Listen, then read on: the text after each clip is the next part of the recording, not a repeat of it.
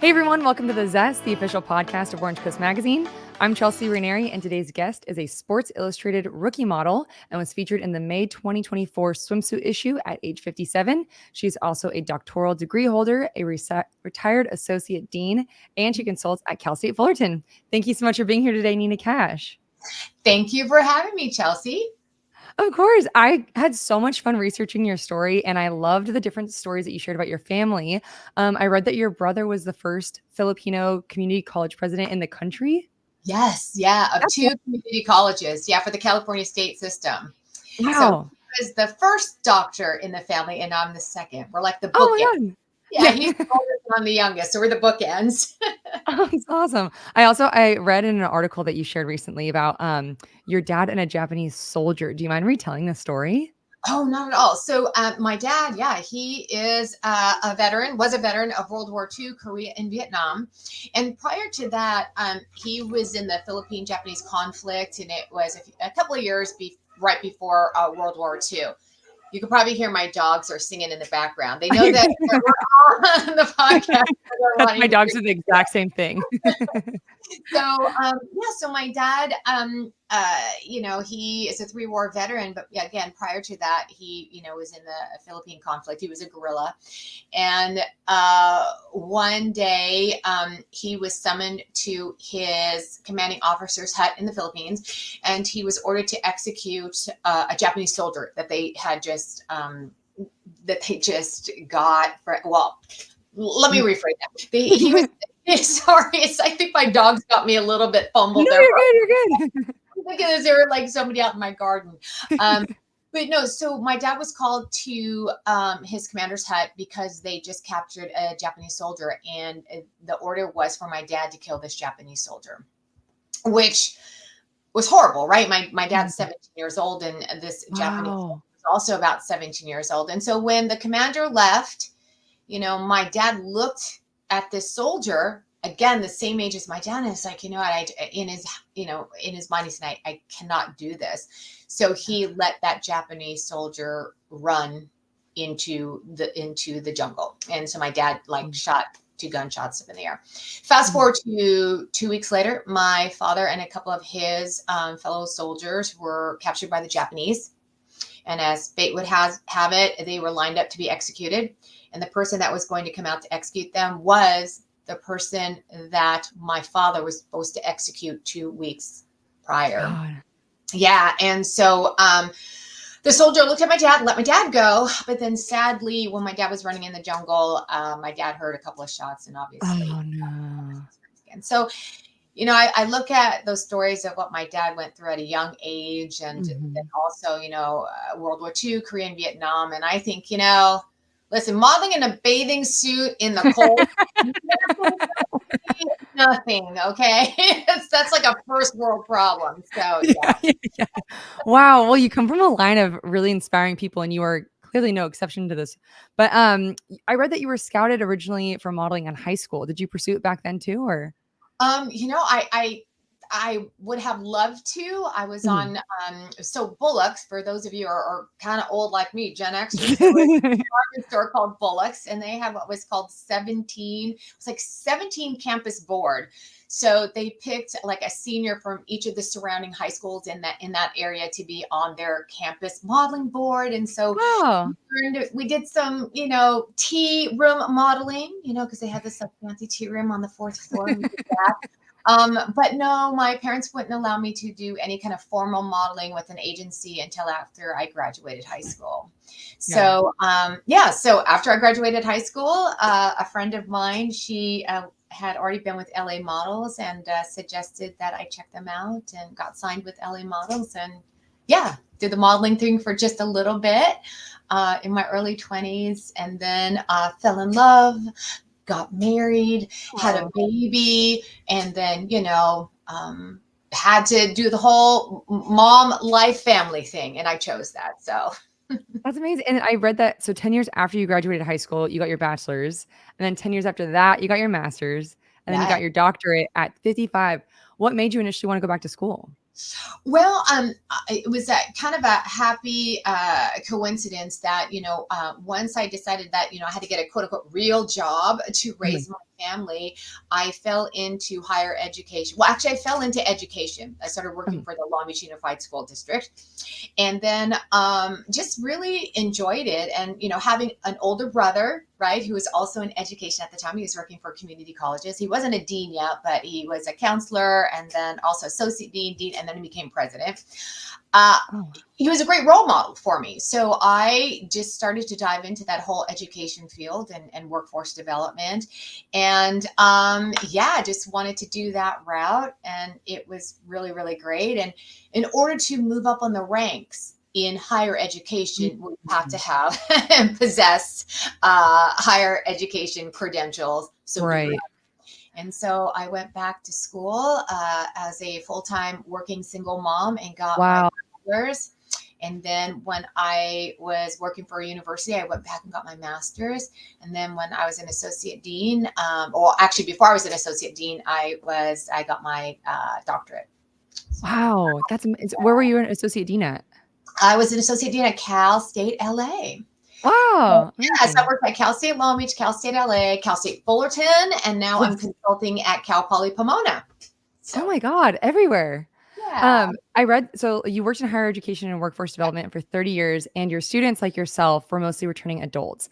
I imagine having someone like you in your position was you're probably able to relate to them a lot more. And what did you learn from your time in that position?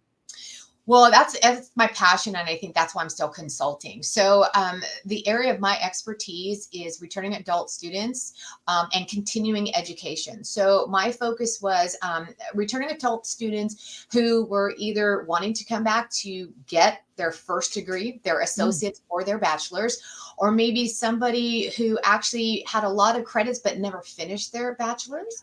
So, Oh, it was a degree completion program, someone who wanted their master's or somebody who's actually going back to get their doctorate. So, our average age of student was about 37 years old. So these were all people who had lives, right? yeah. They were working adults. So that's a very different type of population than the traditional student of the 18 to 24-year-old or 18 to 27-year-old. Their needs are different.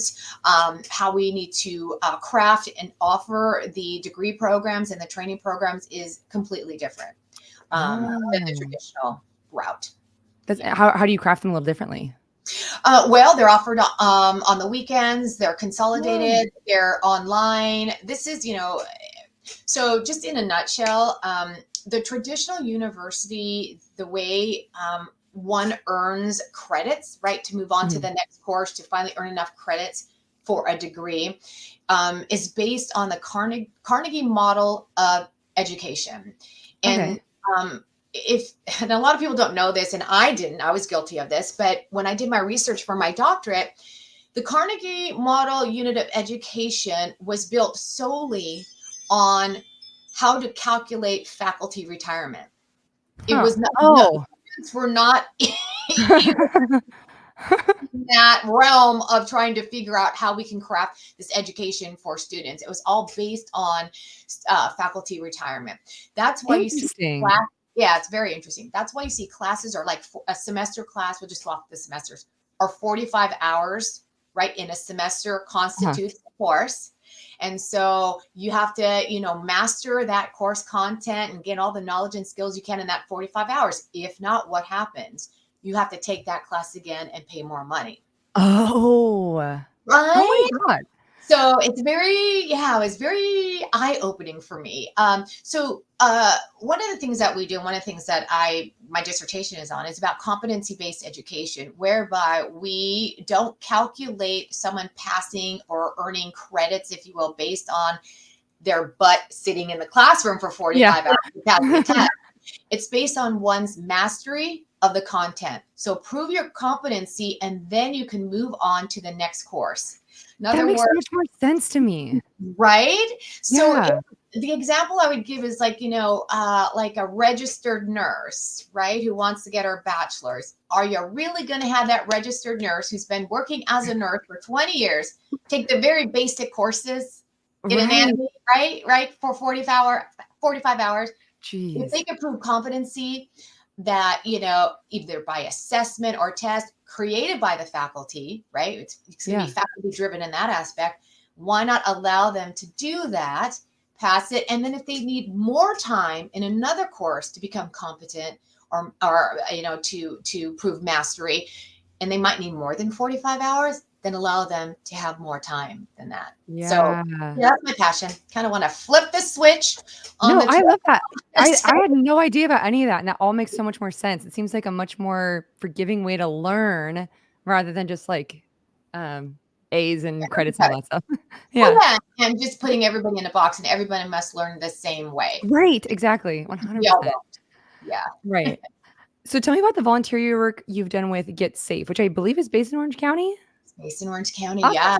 I am celebrating my 25th year. I'm starting Wow. today. Congratulations. Thank you. Thank you. It's a wonderful nonprofit organization founded by Stuart Haskin, who, again, this has been his lifelong mission. He doesn't make that much money from it. He's certainly not a millionaire, or I joke, not even a thousandaire. I mean, he just puts his whole heart and soul into this. But the mission of Get Safe is really to help people live safer lives.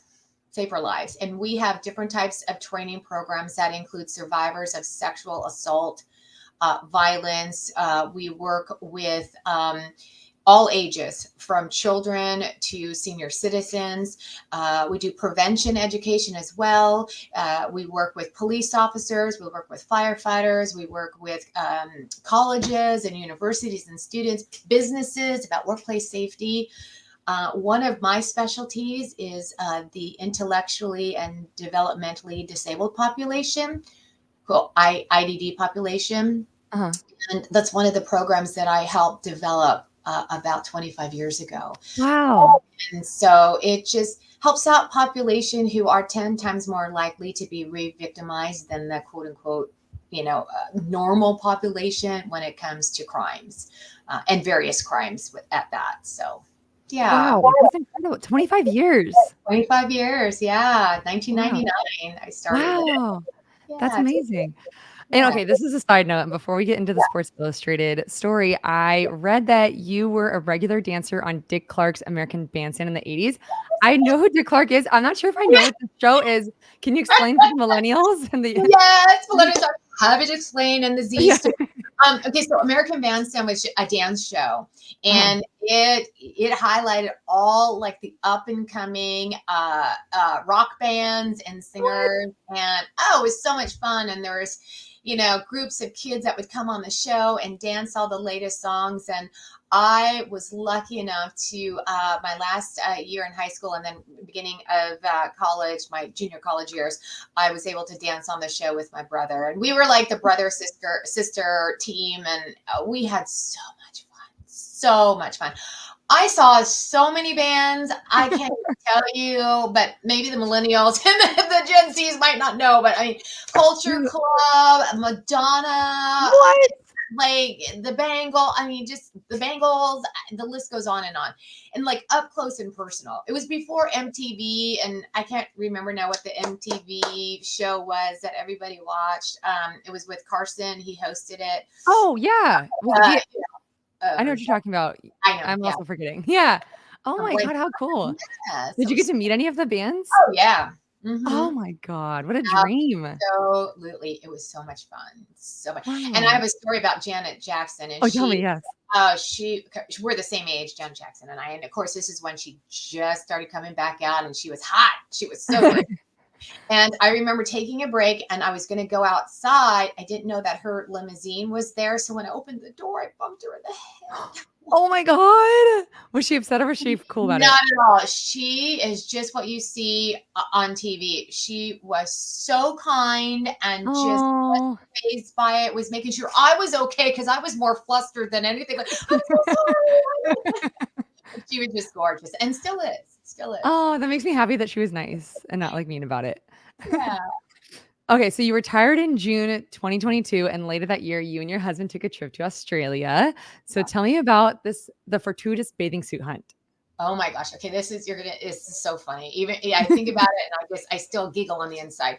So I grew up in a Filipino Catholic military family. So very traditional, very reserved. And my nature is not one to show off in a bikini. I've just never been that way anyways. If I went to the beach, it would be a one piece, certainly Yeah. with piece. So we went in December, and so Australia, they're the opposite, right, of us. Mhm. So their wintertime is our summertime, and their summertime is our wintertime. So we're there in December. Hadn't been back to Australia. I think it was like 3 years almost because of the pandemic. So we decided to stay a whole month. And my husband and I love to do early morning walks on the beach. That's our thing. Oh, Sunrise, nice. it's quiet. We just take a stroll. It's beautiful. Well, I forgot to buy a bathing suit. So we go to the local mall. It's called The Pines, and it's by where my mother in law lives. And it's where all the cute little ladies and gents go to get their stuff. And so I go to The Pines to find a bathing suit. And of course, everything's sold out. The only bathing suit that was available in my size, and I kid you not, was a piece leopard print bikini. I'm like, seriously, I cannot do this. Is so much. So, honey, we go at 6 o'clock in the morning. No one's going to be there. I'm like, you know what? You're right. No worries. Bought the bathing suit. So I think it was like the 30th of December or something like that. So 31st, we decide to go. We are walking on the beach. My husband's just taking candid shots. We're just looking, blah, blah, blah, blah, blah. That night, we're looking at a cell phone. We're going through the pictures and we're looking at the shots. And I'm like, hey, not too bad for a middle-aged, gray-haired, retired senior citizen. We start going this whole like rabbit thing of like I'm old because now I'm retired. There's not much to do in life. And so I jokingly said, well, I remember Kathy Jacobs. She was 57 when she was named a rookie like 3 years ago. And so my husband goes, you should apply for Sports Illustrated, the search. I'm like, I'm going to do it. Kind of joking, but kind of like, hey, I'm retired now, right? Sky's the limit. So I'm thinking because it's December that the application period was over. Now, mind you, I don't even know what the application entails, but I'm like looking it up.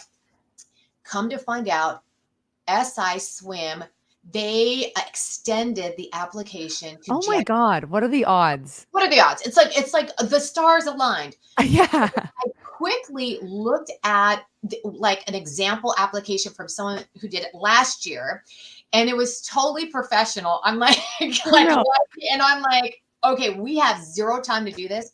So I told my break the camera. He took out his cell phone. He films me. I think I did something like 30 seconds, and I cobbled together those random shots of the beach, and I submitted it.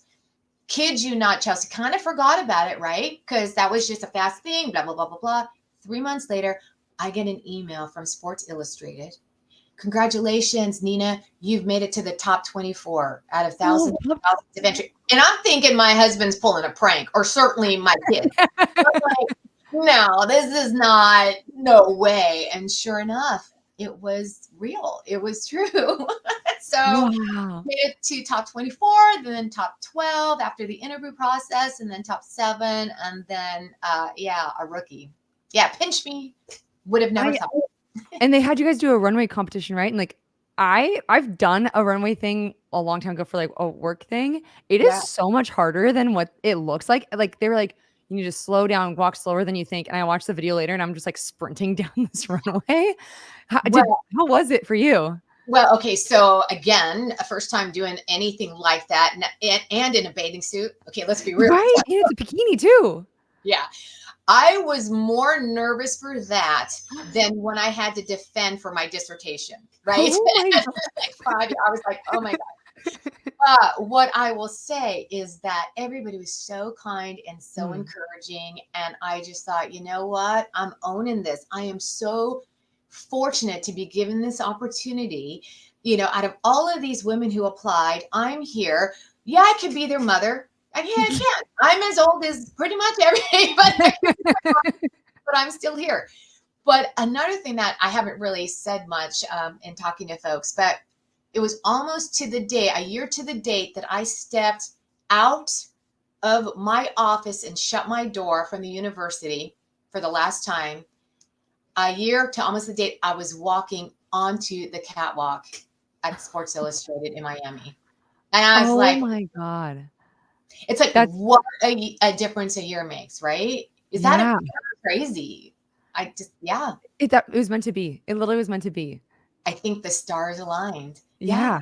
Yeah. Yeah. How many candidates made it from the runway to the actual like shoot? You said seven total? Yes.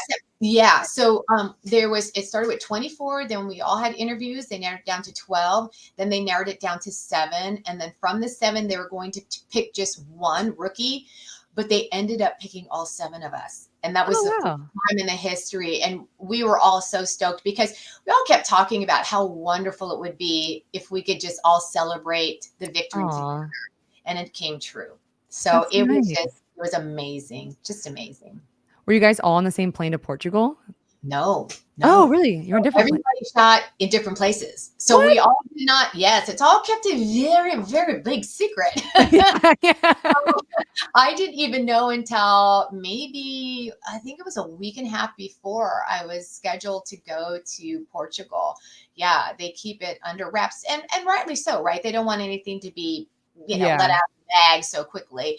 But it was really a lot of fun. But I have to say that, so I had a job right before I was going to be shooting in Portugal. And so my job, it was a cruise job. I was on a cruise for a week. And so Oh, I ended up cool. in Mexico. Yeah, it was really, really cool. Ended up in Mexico, which there was a car that drove me from Mexico over the border to my home in LA, which took 7 hours, right? A drive. Then I had about 4 hours just to get my stuff ready before the car from SI was going to pick me up from my home to take me to the airport, LAX, right? Then get on a plane from LAX to New York, then from New York to Lisbon, then Lisbon to Porto, and then another 2-hour ride from Porto to the destination. And you I had to was, shoot the next day? yeah, Oh my I God. was so, and listen, I'm 100% real. What you see, like I no Photoshop, nothing. It's just I like to say I'm authentic because I want people to be inspired by the realness, not the perceived whatever. Yeah. And so, people have heard, well, I get bloated on planes and I retain water. I'm like, Yes. that was me, but I wasn't What? a That's you bloated? but That's yeah, crazy. I hate to say, oh, because people go, that's you bloat. But I was really, I felt bloated. But I'm like, I'm not taking water pills. I'm not doing anything like that because that's not what I would do anyways, because this is real life. Yeah. And so I got there and they were wonderful and they embraced me. And gosh, I say this and I'll never stop repeating it because it kind of illustrates how I felt. This Mm. whole Sports Illustrated experience has been like a kid the night before Christmas. Oh. Just the anticipation, the excitement, the wonderment. It's like unicorns and fairies and leprechauns at the end of the rainbow. Wonderful. And then when I did my shoot, well, it was like Christmas morning and I was opening up all these amazing gifts. It's just was magical, Chelsea, just magical. Oh my God. Well, your photos turned out gorgeous. Like if I didn't know, I would have assumed that you've just been modeling your entire life. Like, Oh, did you they were practice great. before or did you like, how'd you? Well, I've done modeling before, but not in Right. a bathing suit. So it's a little bit different, right? Because there's certain angles that look better. And MJ Day, who's the editor in chief, who she is just, gosh, she's a wonderful human being. And the whole crew were so lovely in giving me tips. They just provided Oh, tips and they were just great, just yeah. awesome. And your So, yeah. face is so like fierce in every photo. Like it's so good. Well, a part of they would say, Nina, you smile so much because that's just who I am. And maybe it Yeah. was Yeah. nerves, but I had to like draw my inner Tyra Banks and her smizing to get that. I love that so much. Thanks. Well, the smize was on point. So walk me through the day. What was it like? Did you like you got there and they did hair and makeup and then they like did you get to pick out the bathing suits or did they have them lined up? So when I got there, it was in the evening. So I literally had to Oh. eat, and I had probably like 4 or 5 hours of sleep. Then I had to get up. And no, excuse me, I take that back. When I got in, I had to do a quick fitting. Uh-huh. And then the next day, I only had like 5 hours. And then the next morning, I woke up and I had hair and makeup early in the morning. Uh-huh. drove to the location, because this was just the hotel. Then we drove to the location and had more hair, hair and makeup done, put on the suits, and then just was full force. Boom, boom, boom, one after the other. And I believe I did 15 bathing suits. Yeah. Wow. That's how many hours was it? It was all day. It was all Oh, day. wow. Yeah. Did you get to keep any of the bathing suits? I You did. did? Oh my God. That's amazing. Do you have any favorites? There's one I think There's it's like so many. the What's gray, that? the gray or silvery one on you. Oh my God. I loved it. That's Norma Kamali. She's, Oh. fantabulous, I like to Yeah. say. And she's my generation. So that was great. But all of them are just, I love the black one too with the gold. They're Yes. all beautiful. Oh my God. So pretty. That location was gorgeous too. How cool that you got to go for free and like, Amazing. It's a pinch did you me get to, moment. It really is. did, Once in a lifetime pinch me moment. Yeah. I'm yeah. forever.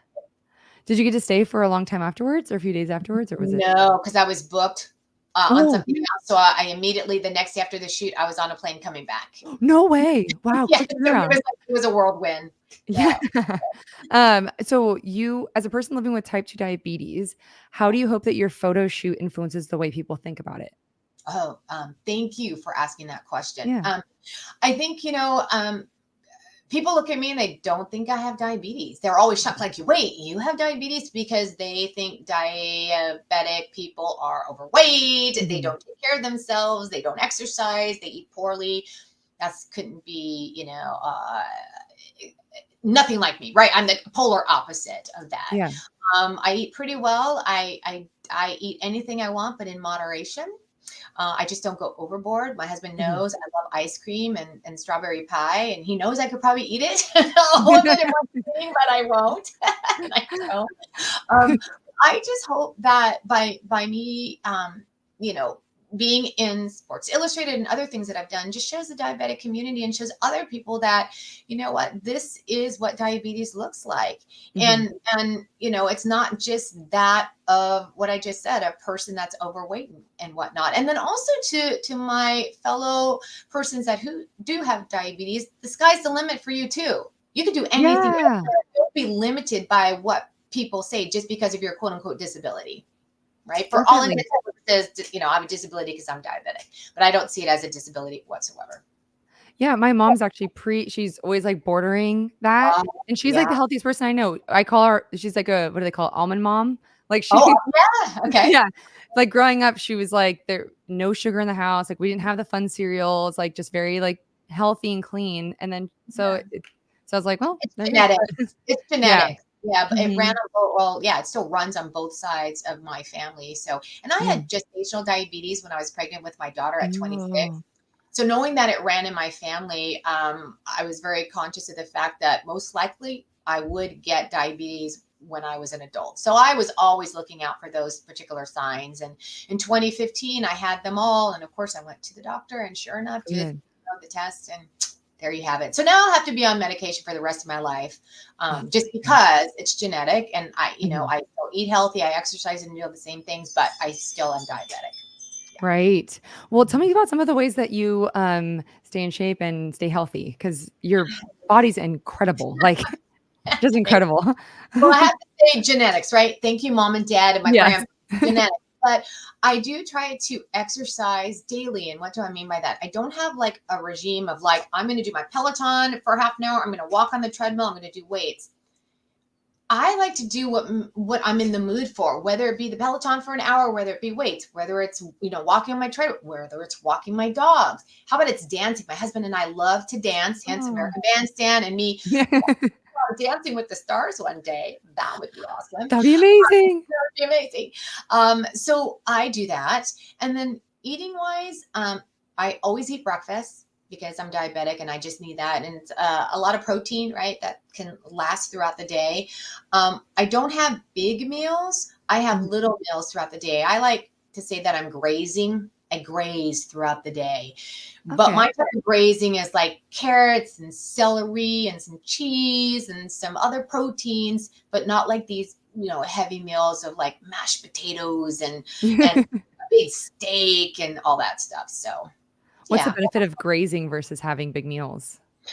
I don't know. For me, it just I don't get into that point where I'm starving, right? And then I want to eat, Mm, and then I just shove my mouth full of food, and then I'm like regret it later because I've got a stomach ache because I've eaten too much, right? I feel like when I right. get a little bit hungry, and then I just eat some food, and then and I'm good, and then I'll do it again, and I'm good, rather than these big meals that just make me feel heavy. And then also, I try to stop eating, believe it or not. I stop eating past 7.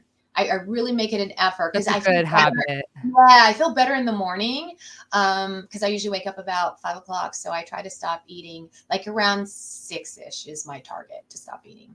Oh, okay. That's a good tip. Yeah. Um, so you mentioned hopefully Dancing with the Stars, but is there anything coming up that you would like listeners to keep an eye out for? Oh my goodness, gosh. It's funny. I have an Excel spreadsheet now, and perhaps that's the educator in me. Exactly how I am too. I love spreadsheets. Because like my brain, I've got so much going on right now. But Wow. yeah, I've done some commercials that are coming out. I just got booked on something. I'm going to Minneapolis and then New York next week, and yeah, so you'll see me on commercials. What's really funny though, Chelsea, because of my age now, I'm getting a lot of pharmaceutical stuff. Oh, interesting. Like for joint pain, for like for sore eyes, for dry eyes, for everything that quote unquote a senior would need to make themselves feel better. But I'm not worried about it. It's all good. I'm Yeah. happy about it. Well, funny enough, I watch The Bachelor and those commercials tend to run through all the time on The Really? Bachelor. So I'm excited to see you probably in one of those. Oh, hey, maybe that'd be awesome. Yeah. Yeah. So we're coming to the end of our time, but before I let you go, we have three final questions for you that we call our thoughtful three. Okay.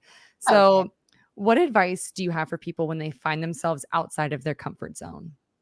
Oh, that's a great question. I love that. Embrace it. Embrace all the uncertainty, embrace the butterflies, embrace it all because you're alive and it's Yeah. normal, right? And it's okay to mess up and it's okay to fumble. Certainly, I've done that quite a bit during this interview. But you know what? I'm human and so are you. Just go for it. Time is going to pass regardless of what you are doing or not doing. So just do it. Just go for it. I love that quote. That's great. What would you tell your younger self knowing what you know now? Stay the course, Mhm. embrace it all. All of what I just said, all of the things that, all the good things and the bad things are building a solid foundation of who you are to become. So just stay the course and accept it all. Love that. And then Yeah. lastly, if listeners could take one thing away from this conversation, what would you want it to be? Don't take yourself too seriously. Yeah. Have a sense of humor. I just go back to life is short, guys, and Yeah. it's none of your business what other people think of you. I love that. You Yes. know who you are. Be you. Be your authentic self. I agree. Well, thank you so much for doing this. This was so much fun getting to talk with you. Nice to talk to you, Chelsea. Thank you so much.